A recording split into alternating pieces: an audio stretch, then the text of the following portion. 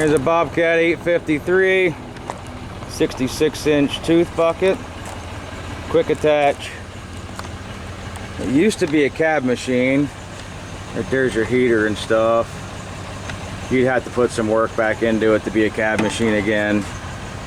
You can see there is some flake rust, which someone painted over here at the seat pan. Has the backhoe mounts on, has your auxiliaries, your arm mounts. It has rear auxiliaries for jacks, industrial tires.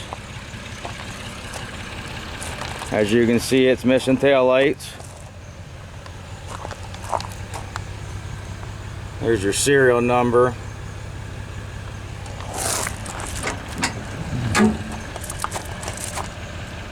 There's your engine, injection pump, starter, all that good stuff.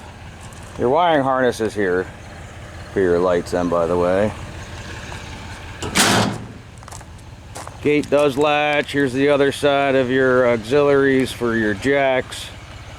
Diesel fuel, hydraulic fluid. Give you a walk around here as I'm standing back so you can see the machine.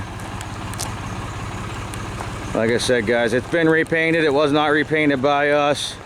It seems to run and drive well. The auxiliaries are not working. So what that takes is a new handle. When I say handle, I mean this top part right here. So they're pretty common to go out, and it usually takes one of them to get her back going again.